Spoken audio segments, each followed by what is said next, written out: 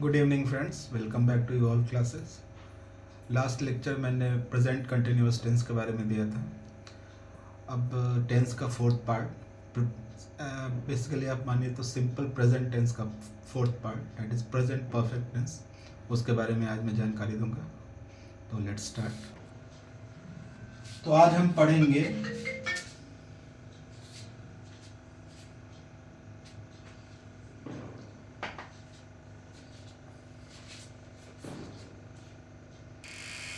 Simple present tense का fourth part, that is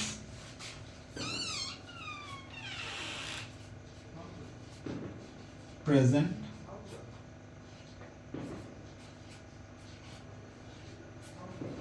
perfect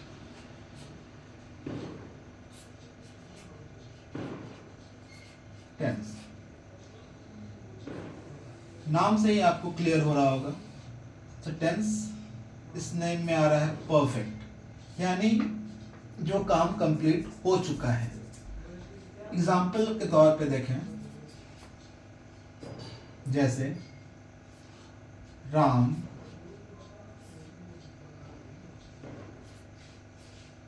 किताब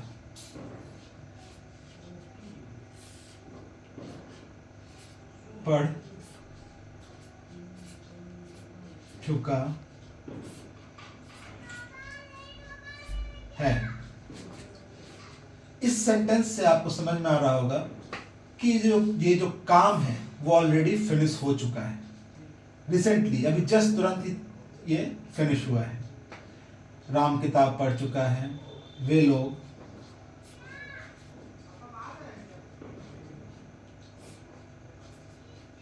घर जा चुके हैं। ये सारे एग्जांपल्स प्रेजेंट परफेक्ट टेंस के हैं। तो इससे हमें पता चल रहा है कि अगर प्रेजेंट परफेक्ट टेंस के लिए जो आपके सेंटेंसेस होंगे उसके लास्ट में चुका है, चुकी है, चुके हैं, ऐसे वर्ड्स लगे होते हैं। अब हम स्ट्रक्चर देखेंगे इसका। Structure of present perfect tense. Structure में सबसे पहले आपको लास्ट जितने भी लेक्चर्स थे उसमें आपको समझ में आया होगा। सबसे पहले एफर्मेटिव सेंटेंस, यानी पॉजिटिव सेंटेंस जो होता है, एफर्मेटिव सेंटेंस के स्टार्टिंग में आता है सब्जेक्ट।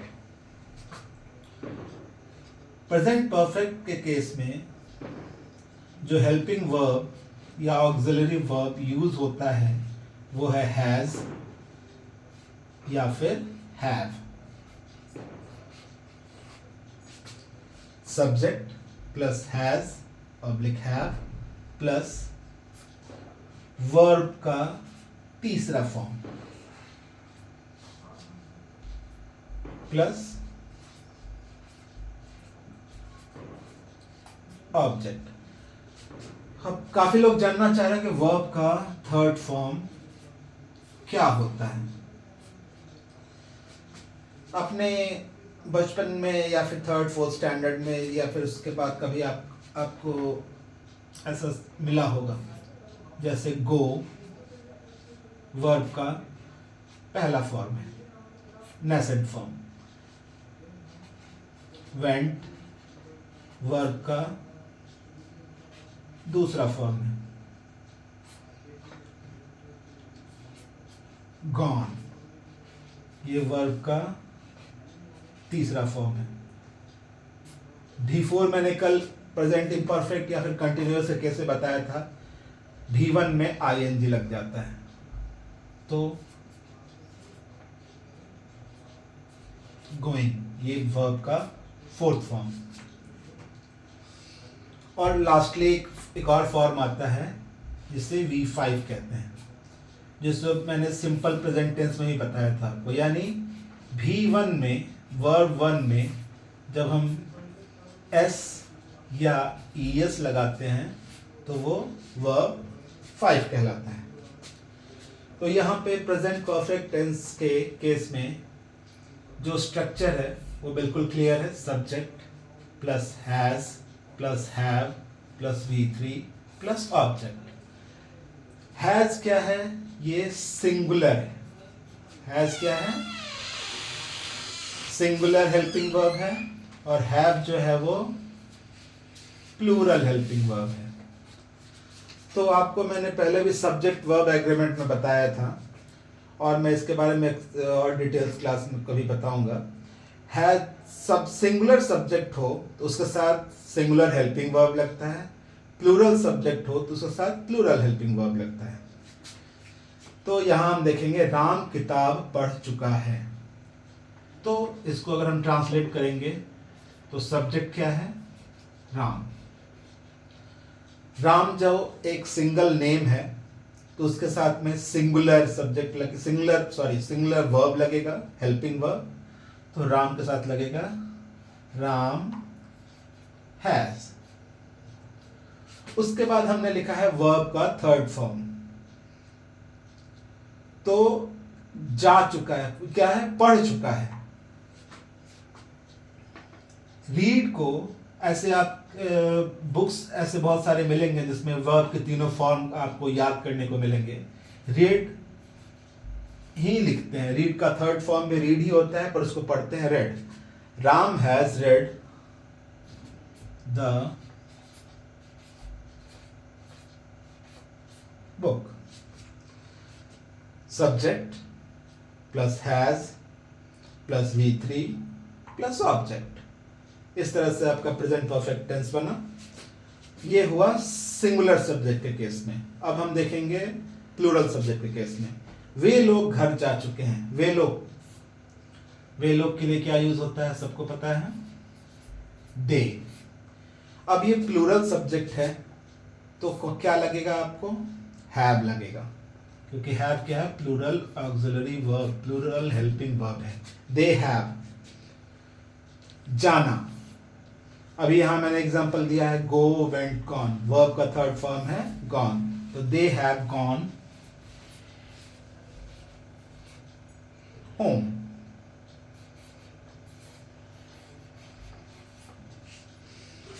ये मैंने दो तरीके से सेंटेंसेस बताए, एक सिंगुलर सब्जेक्ट और एक प्लूरल सब्जेक्ट। और ये केस है अफर्मेटिव सेंटेंस का, पॉजिटिव सेंटेंस का, जिसमें स्वीकारात्मक वाक्य, जिसको आप हिंदी में अगर जानना चाहें तो मतलब हाँ, हम ये मान रहे हैं कि राम किताब पढ़ चुका है, हम ये मान रहे हैं कि वे लोग घर जा चुके हैं, और ये काम पढ़ चुका है, चुकी है लगा, यानी work has just been finished, काम जस्ट अभी अभी खत्म हुआ है। इसको पास्ट नहीं माना जाता है, इसको रिसेंट जो अभी जस्ट हाल में फिनिश हुआ है उसको बोलेंगे प्रेजेंट परफेक्ट टेंस। इसलिए यहाँ ये वर्ड परफेक्ट लगा है, क्योंकि काम जो है वो पूरा परफेक्टली कंप्लीट हो चुका है। ये आपको अफर्मेटिव यानी पॉजिटिव सेंटेंस के केस में आपको स्ट्रक्चर ये मिला आपको। अगर यहां तक आपको समझ में आया हो तो मैं आगे बढ़ता हूं। तो हमने ये प्रेजेंट परफेक्ट टेंस में अफर्मेटिव सेंटेंस यानी स्वीकारात्मक वाक्य के बारे में बताया। अब यही अगर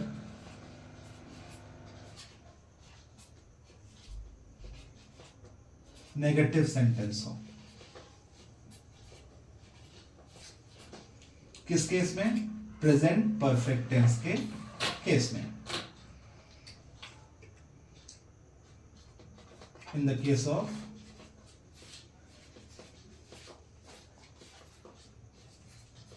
प्रेजेंट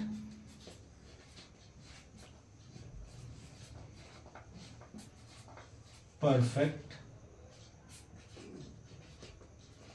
टेंस, क्या स्ट्रक्चर होगा इसका? अब तक आप मुझे फॉलो कर रहे होंगे 2-3 लेक्चर्स से, तो आप ये खुद ही डिराइव कर सकते हैं, खुद ही ये समझ सकते हैं कि स्ट्रक्चर इसका क्या होगा। नेगेटिव सेंटेंसेस में नॉट यूज हो जाता है। सबसे पहले आता है जो पैटर्न है वही पैटर्न रहेगा, सब्जेक्ट प्लस ऑक्सिलरी वर्ब या फिर हेल्पिंग वर्ब जो हैज या हैव होता है प्रेजेंट परफेक्ट के केस में, उसके बाद नेगेटिव सेंटेंस, नेगेटिव वर्ड लगेगा, not, subject plus has plus have plus not plus verb का third form plus the object. बिल्कुल क्लियर होगा आपको। जैसे वहां हमने सेंटेंस लिया था कि वे लोग घर जा चुके हैं, प्लूरल से स्टार्ट करते हैं। एग्जाम्पल के तौर पे देखें, वे लोग, क्या होगा उसका, दे क्या है, एक प्लूरल सब्जेक्ट है, तो उसके साथ क्या लगेगा, plural helping verb, they have. अब यहां हम सेंटेंस बना रहे हैं नेगेटिव, तो वे लोग घर नहीं जा चुके हैं, दे हैव नॉट गॉन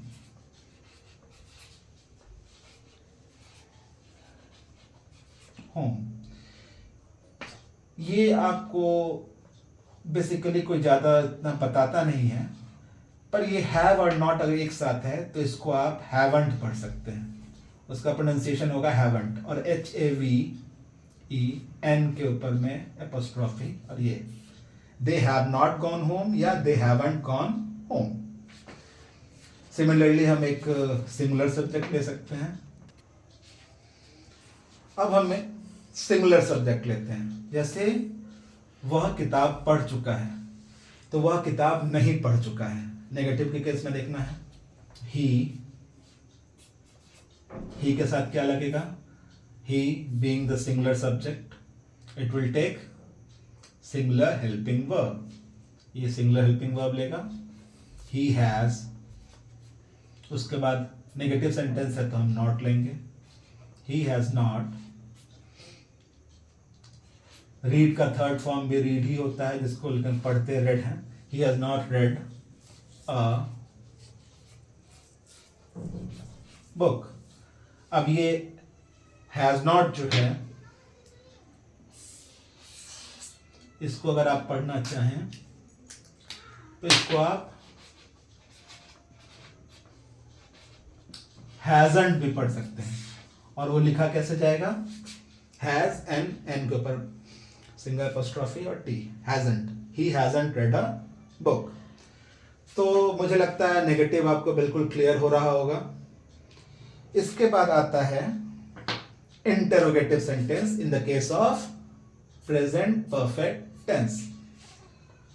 अब हम देखेंगे इंटेरोगेटिव। इंटेरोगेटिव सेंटेंस ये कैसे फॉर्म होगा।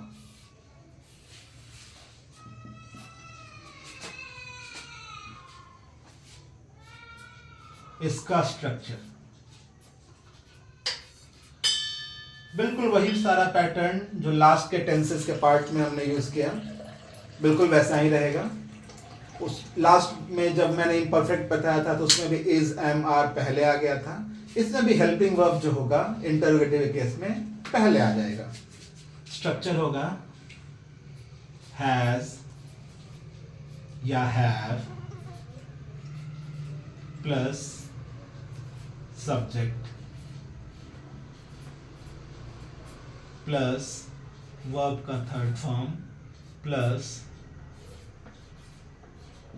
ऑब्जेक्ट, और सबसे इंपॉर्टेंट क्वेश्चन मार्क, क्योंकि ये इंटरोगेटिव सेंटेंस है। यहां तक आपको समझ में आ रहा हो तो आप नोट डाउन कर सकते हैं, देख सकते हैं, फिर मैं आगे बढ़ता हूं। तो हमने इंटरोगेटिव सेंटेंस के, अब हम एग्जाम्पल को देखेंगे। क्या राम घर जा चुका है। सेंटेंस देखते हैं, आपको समझ में आ रहा है ये इंटरोगेटिव सेंटेंस है, क्वेश्चन पूछा जा रहा है। स्ट्रक्चर आप ऑलरेडी जान चुके हैं।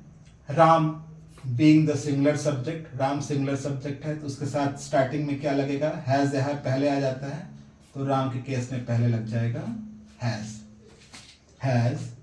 उसके बाद में सब्जेक्ट को लेंगे राम, उसके बाद में वर्ब के थर्ड फॉर्म को has Ram gone home, question mark. इसी तरह से कोई अगर प्लूरल्स आप सेंटेंस लेते हैं, क्या वे लोग घर जा चुके हैं, क्या वे लोग घर जा चुके हैं, वे लोग, यहां पे राम के बदले हम क्या यूज कर रहे हैं अब, वे लोग, और यहां पे चुके हैं, तो ये प्लूरल हो गया। तो प्लूरल सब्जेक्ट के साथ हम प्लूरल हेल्पिंग वर्ब को आगे लगाएंगे।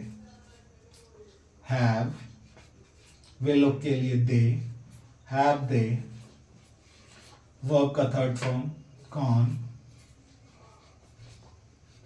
होम।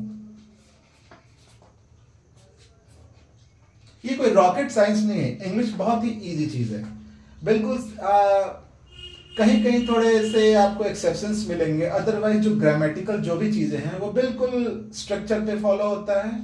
और करेक्ट इंग्लिश पढ़ना हो तो बिल्कुल आपको ग्रामर से आपको स्टिक होना पड़ेगा, ग्रामर को अच्छे से समझना पड़ेगा, जानना पड़ेगा।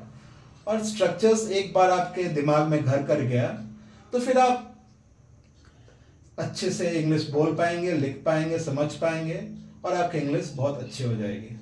तो ग्रामर को बेस बनाना जरूरी है। आज के स्कूल में ज़्यादातर यही होता है कि ग्रामर के जो बुक्स चलते हैं वो उतने ऑथेंटिक होते नहीं हैं, उसमें शो ऑफ के लिए बहुत सारी चीज़ें ऐसे डाल दी होती हैं, बच्चों को समझ में नहीं आता है, उनका बेसिक वीक हो जाता है और वो स्ट्रक्चर्स फॉर्म नहीं कर पाते, और इस कारण से वो इंग्लिश फ्रिक्वेंटली बोल लेते हैं पर वो क्या होता है, इनकरेक्ट रहता है, शुद्ध नहीं रहता है। तो स्ट्रक्चर बहुत इंपॉर्टेंट है। तो अभी तक मैंने जो भी बताया स्ट्रक्चर से आप अगर ये, तो अभी आपका ग्रामर में किसी तरह की कोई प्रॉब्लम नहीं होगी, टेंस में किसी तरह की कोई प्रॉब्लम नहीं होगी। तो ये तो हुआ आपका इंटरोगेटिव सेंटेंस। और इंटरोगेटिव प्लस नेगेटिव सेंटेंस भी होता है।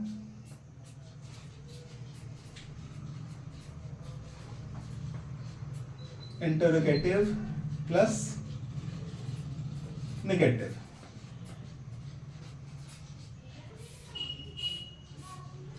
प्रेजेंट परफेक्ट के केस में जैसे एक एग्जांपल लेते हैं, क्या राम घर नहीं जा चुका है?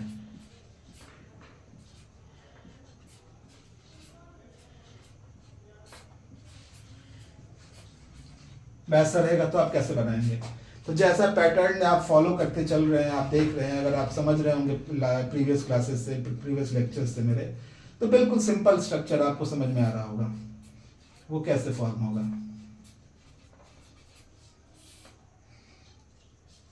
प्लूरल्स और सिंगुलर हेल्पिंग वर्ब आगे लगेगा, हैज या हैव प्लस आपका सिंगुलर या प्लूरल सब्जेक्ट प्लस नॉट, क्योंकि यह नहीं यहाँ पे नेगेटिव, इंटरोगेटिव भी है और नेगेटिव भी है, नॉट प्लस वर्ब का third form plus object plus सबसे इंपॉर्टेंट क्वेश्चन मार्क। यही आपको बताता है कि ये इंटरोगेटिव सेंटेंस है जिसमें नेगेटिव वर्ड भी है। तो क्या राम घर नहीं जा चुका है? हैज क्यों लगा? आप तो अब तक तो समझ में आ गया होगा राम के साथ, क्योंकि राम सिंगुलर सब्जेक्ट है। मैं बार बार दोहरा रहा हूं, इसको कहते हैं सब्जेक्ट वर्ब एग्रीमेंट। आपको सिंगुलर सब्जेक्ट के साथ में सिंगुलर हेल्पिंग वर्ब या सिंगुलर वर्ब, और प्लूरल सब्जेक्ट के साथ में प्लूरल हेल्पिंग वर्ब या प्लूरल वर्ब लगता है। हैज राम, नॉट, वर्ब का थर्ड फॉर्म गॉन, होम। और मैंने जैसे बाकी टेंसेस में भी बताया था, बाकी पार्ट्स में ये दोनों साथ में भी आ सकते हैं।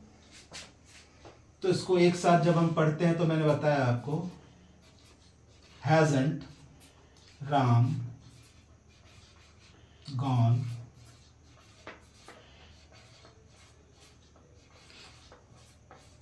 होम।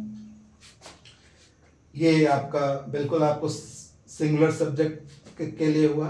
वैसे क्या वे लोग घर नहीं जा चुके हैं, तो वो भी ऐसा ही सिंपल बनेगा, हैव दे के साथ हैव क्यों लगाया आपको अब तक समझ में आ चुका होगा, क्योंकि ये प्लूरल सब्जेक्ट है, इसके साथ में प्लूरल हेल्पिंग वर्ब लगेगा। Have they not gone home, या फिर अगर इस दोनों को एक साथ रखें तो हैवंट दे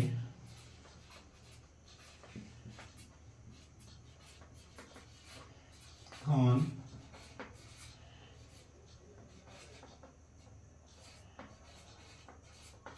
होम। तो यहां तक जो मैंने बताया, इससे आपको बिल्कुल प्रेजेंट परफेक्ट टेंस क्लियर हो रहा होगा। नेक्स्ट वीडियो में मैं आपको जो यहाँ तक मैंने आपको प्रेजेंट परफेक्ट टेंस के बारे में बताया। प्रेजेंट परफेक्ट टेंस अब मुझे लगता है आपको बिल्कुल क्लियर हो गया होगा। तो अब ये जो लास्ट पार्ट है प्रेजेंट टेंस का, प्रेजेंट इंडेफिनिटिव प्रेजेंट टेंस का, वो है प्रेजेंट परफेक्ट कंटिन्यूअस। इसके बारे में मैं आपको अगले वीडियो में बताऊंगा। आपको अगर ये मेरा वीडियो अच्छा लगा हो, आपको पसंद आ रहा हो, तो प्लीज़ मुझे लाइक कीजिए, सब्सक्राइब कीजिए, और ऐसे ही आपको इंटरेस्टिंग कंटेंट्स के लिए मुझे सब्सक्राइब कीजिए। किसी को किसी तरह का कोई भी डाउट हो, किसी तरह की कोई प्रॉब्लम हो, तो they can feel free to call me और to text me any time. Thank you.